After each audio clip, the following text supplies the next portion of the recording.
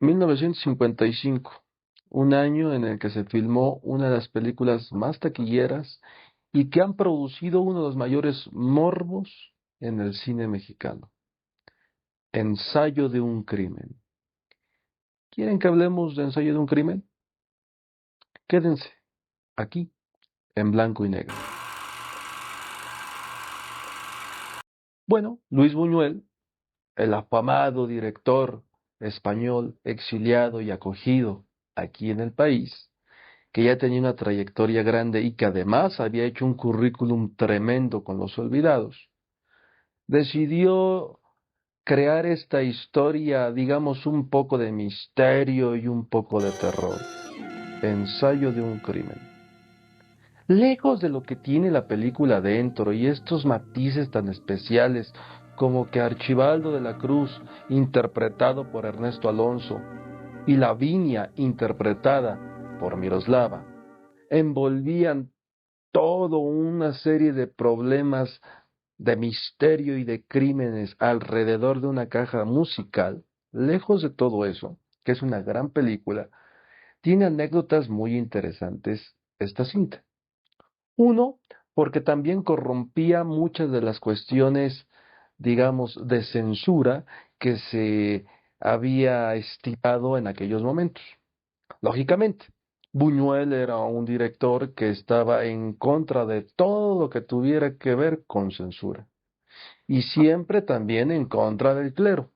Lo vemos en una de las primeras escenas de la película cuando hace que una monja sea asesinada accidentalmente al caer en un cajón vacío de un elevador, gracias al miedo que le provoca a Archibaldo de la Cruz al decirle que ha llegado su hora de encontrarse con Dios.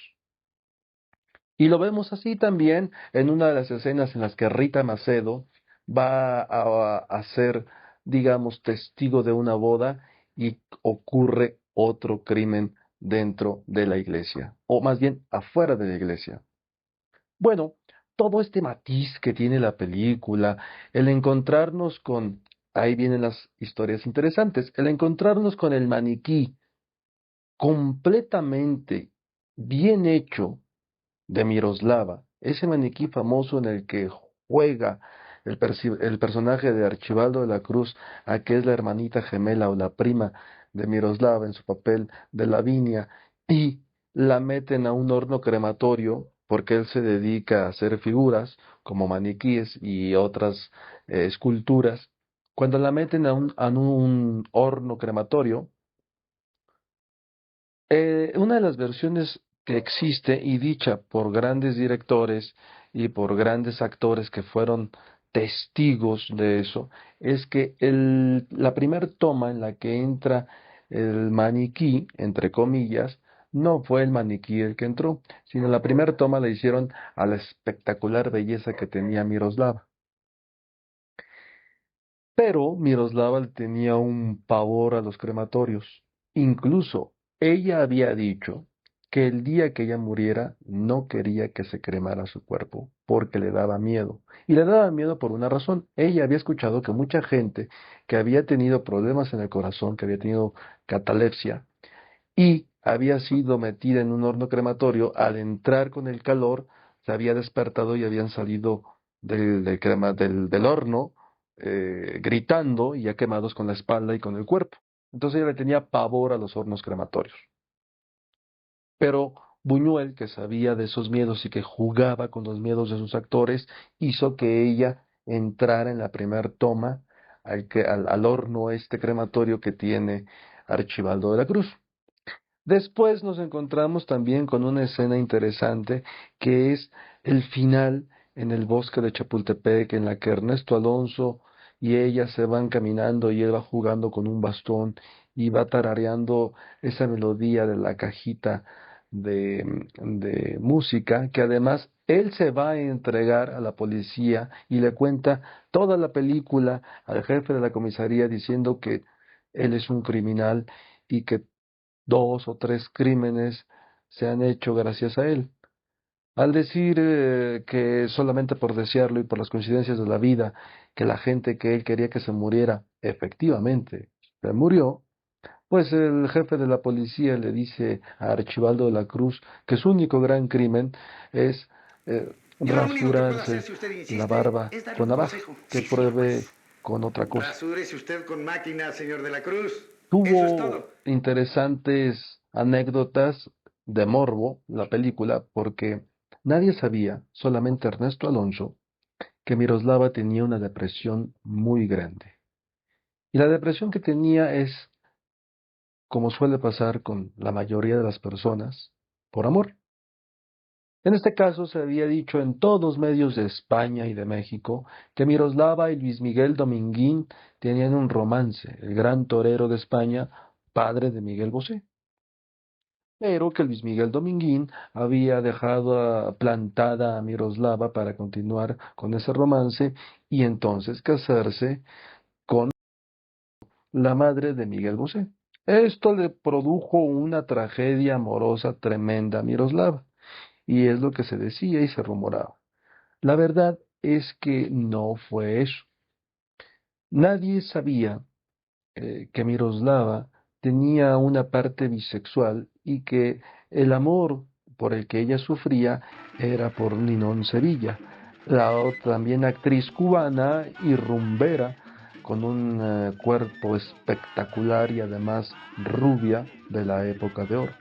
Ellas habían tenido un idilio que por la situación de la época no se podía pues consumar y decidieron terminar la relación. Las dos vivían en Polanco, a 2 cuadras una de la otra. Entonces se encontró una mañana después de la filmación el cadáver de Miroslava. Su sirvienta entró y se dio cuenta de que la bella mujer estaba completamente fría y dormida en su cama. Incluso las fotografías son espectaculares porque se puede apreciar, a pesar de la muerte y de la frialdad que eso provoca en un cadáver, se puede apreciar la espectacular belleza de esa mujer. Al entrar esta mujer a la recámara de Miroslava, se da cuenta que hay una nota de suicidio. Y la carta asegura que ella se mata por Ninón Sevilla. Pero como esta sirvienta tenía muy buena cercanía con Miroslava y eran además confidentes, sabía dónde se encontraban las cartas de amor de Miroslava. Rápidamente, para que la prensa que iba a llegar en cualquier momento a la residencia de Polanco para sacar los archivos y las fotografías del cadáver y además la policía no se diera cuenta de lo que había pasado, le habló a Ninón Sevilla y le dijo que esa carta se había encontrado en la mesilla de noche. Ninón Sevilla, que vivía a 2 o 3 cuadras de la casa de Miroslava, llegó rápidamente y buscaron una carta de Luis Miguel Dominguín, una carta que no estaba fechada. Entonces, cambiaron la carta de suicidio de Miroslava y pusieron la de Luis Miguel Dominguín, haciéndole creer a la prensa y a la policía que Miroslava se había matado por desamor gracias a el rompimiento que había tenido con Luis Miguel Dominguín. Otros dicen que no. Otros dicen que el gran amor de Miroslava y que el gran amor de Cantinflas eran uno y el otro, y que incluso Miroslava se había matado por Cantinflas. Yo tengo mis asegúnes, porque Miroslava tiraba a otro tipo de estándares. En ese sentido, sí, Cantinflas era una gran estrella del cine nacional, pero él entraba en el, digamos, género de los comediantes. Y Miroslava era un poco más exquisita, así que prefería a un torero que a un comediante, aunque Cantinflas aseguró que fue el gran amor de su vida. Quizás sí, pero él no fue el de Miroslava, porque tiempo después Ninón Sevilla lo declaró, que efectivamente hubo una, y no, y lo dijo entre líneas, no lo dijo abiertamente, pero hubo una relación lésbica entre los dos. Bueno, tras esto que ocurrió, que además provocó un gran shock porque fue casi a la par, se había terminado de filmar Ensayo de un crimen, que es una película con demasiado suspenso, incluso hay quienes dicen, y él mismo lo dijo, Alfred Hitchcock, que uno de sus referentes para hacer sus grandes películas de terror había sido Luis Buñuel en cintas como Él, donde participa Arturo de Córdoba, y como Ensayo de un crimen. Entonces, todo este ambiente que tiene ese cine de Luis Buñuel crea eh, esta imaginación en el público de que lo que estás viendo en la pantalla puede llegar a ser real.